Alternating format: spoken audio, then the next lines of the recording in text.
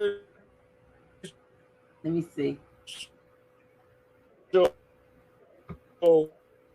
See, y'all, they messing with us. Let me see. Let me see if he comes back in, y'all. Okay, let me get him back. Are you there? Can you hear?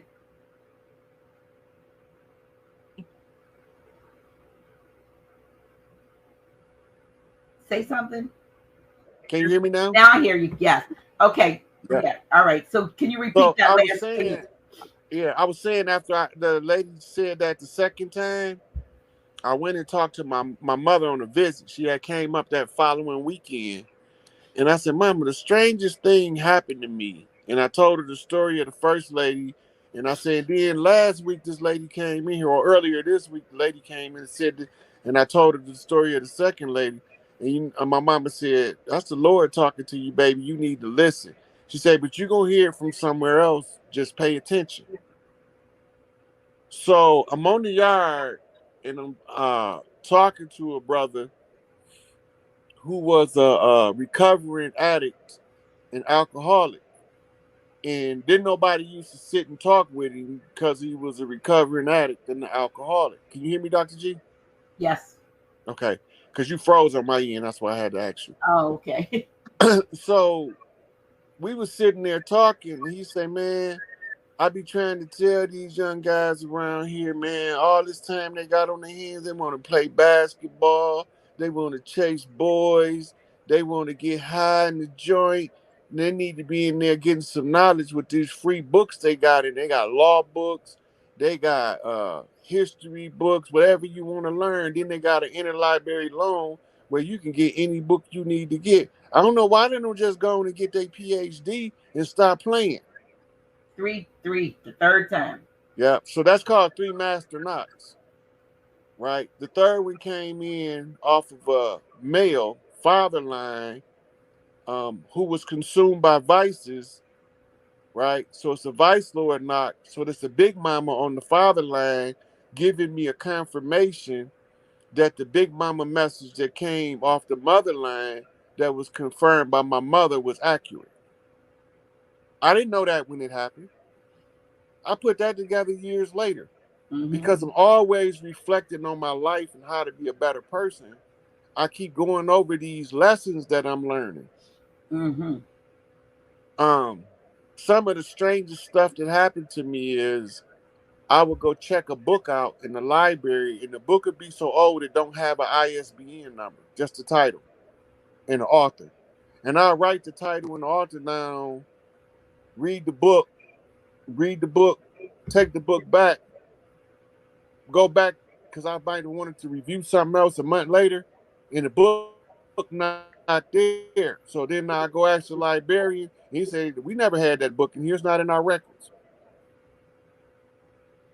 That used to, and it happened more than several times where I read a book that didn't exist. So then I started asking myself, where in the hell is these books coming from? That they don't exist no more, right? But now in modern hindsight 2020. When the knowledge was consumed, it caused the Mandela effect, which switched the timeline. And on the other timeline, the same book doesn't exist. It can't be produced on a different timeline. So every time this is happening, I'm experiencing a subtle Mandela effect, never knowing what I experienced because we didn't have a name for it. It wasn't called the Mandela effect at that time. Sure. We were still studying the butterfly effect. Yeah. The butterfly flaps his wings here and then makes it something happen on the other side of the world because of the flutter of the wing. Yeah. Yep. So he flutters his wings in Los Angeles as the energy moves back east around the world. By the time it gets to Japan, it's a full-fledged typhoon. Chain reaction, microcosm, macrocosm effect. Right? So in the microcosm, macrocosm, as above, so below, as within, so without.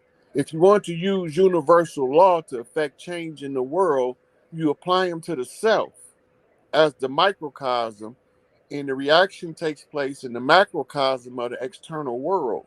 It just takes time, the bigger the event is, to manifest into the visual spectrum of the others in the 3D realm. Once you learn this, then you understand how doing real-time numerology gematria and what we call it number flipping is actually, when you're saying it out your mouth, triggering events to take place in the physical world based on what you've seen in real time and what you know from historical record and how you are looking at the problem in order to solve it. So when my mama used to always tell me, don't never let nobody take none of your brothers and sisters' stuff, I wasn't even the oldest child. Why would she keep telling me that? She supposed to be telling my oldest brother and my oldest sister, don't let nobody take your brother and sister stuff. She not supposed to be telling that to number 7. I got 6 people that got to go through. Yeah. Right? But I was born on the 10th. That's why I come in on 10. Because my siblings exhausted 1 through 9 already. So why am I going to wait and come? No, I got to come in on 10. So I came in 11-10. That's 11, 2 pillars, 10 toes down on the upright. Sacred seal and 68. Right? On an 11, on a 10-15 birth, which is a 7. To the 7th child, it's a knockback. On a perfect alignment of the stars to bring in an old soul that can solve the problems. Anybody can put my birth date in 11-10-68 and put in the time as 10-15 and look at the alignment of the stars. Is that AM or PM? AM in the morning. But when they look at the stellar alignment, they're going to know that that's not a normal reading for, because all of the astrologers that was teaching me astrology, how to read the ephemeris, how to look at a star map, how to triangulate the ground from the stars. I'm learning this from astrologers and astronomers that's been doing it for years. And they keep telling me the same thing. Your alignment.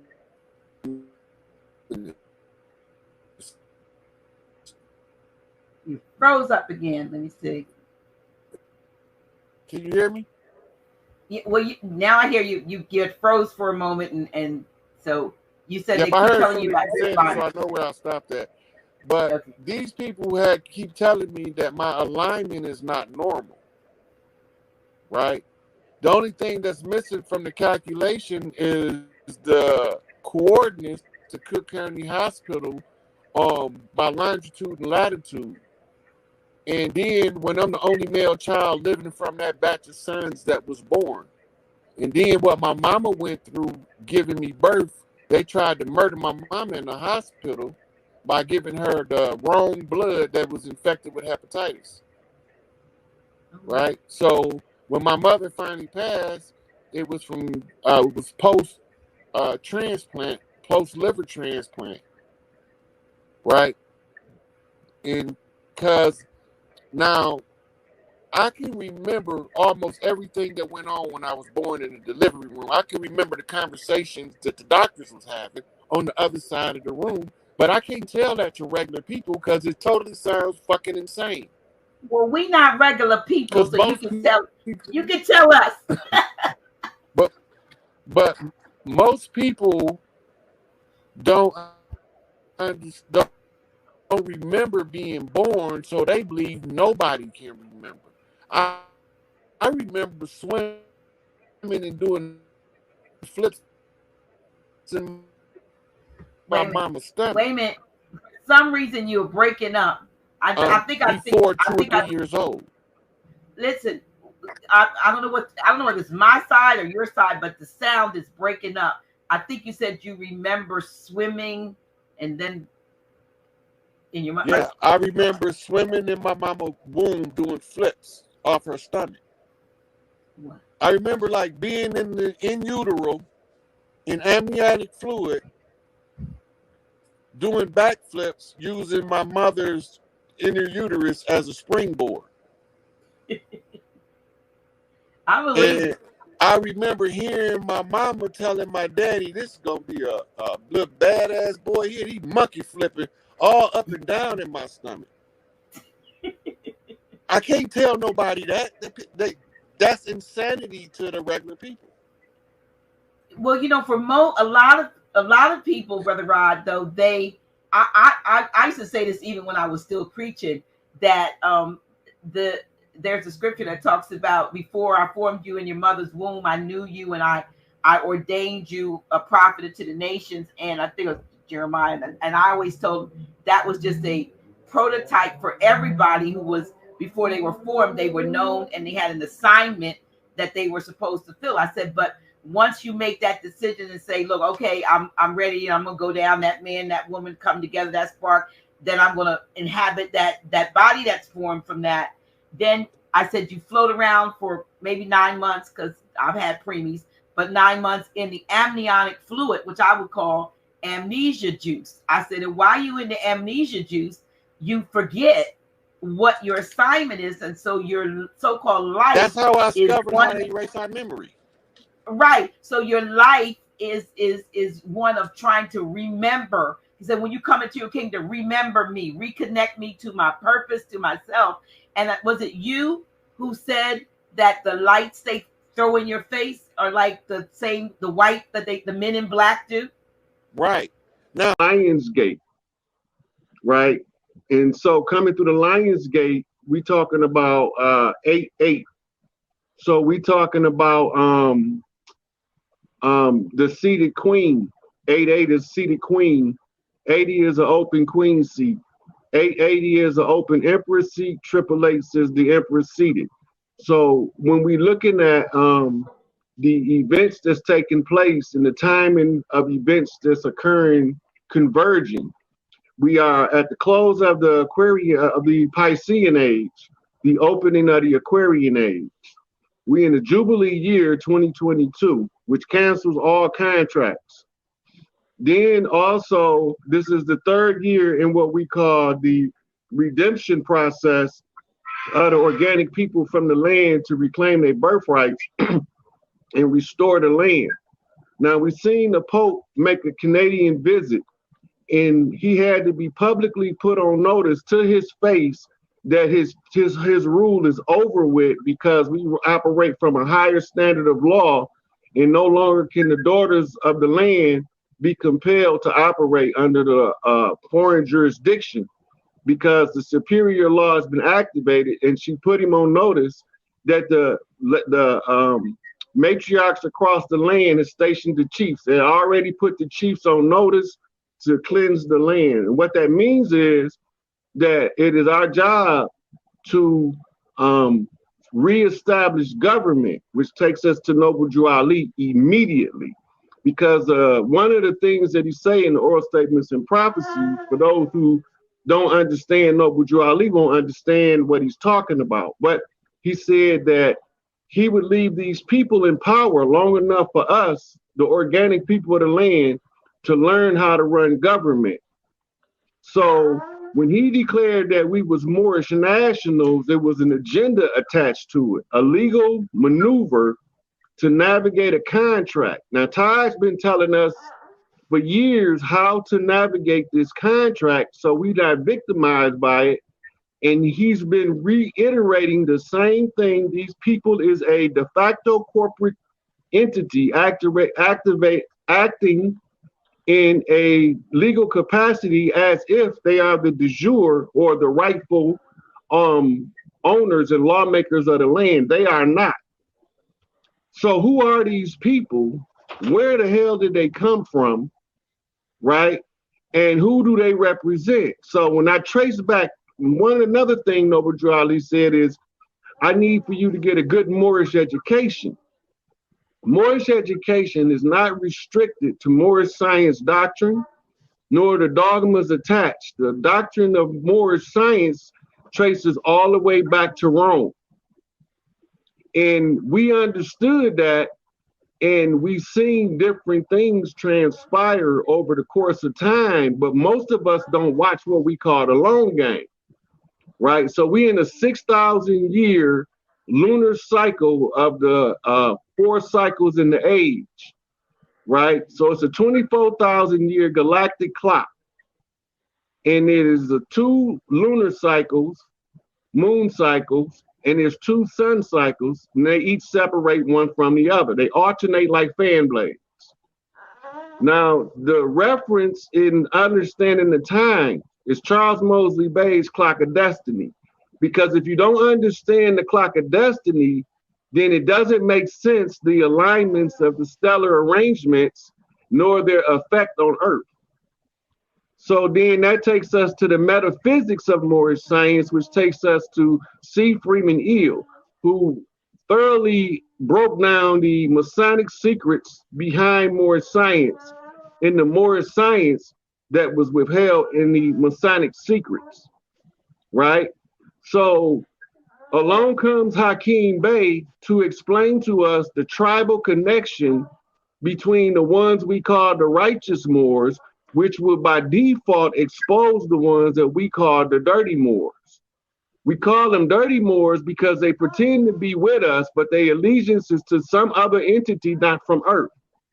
In that allegiance, they have sworn war against us until the close of the age, what they call the end of time. The end of time is the close of the age. This is now. We going into the Aquarian age of knowing.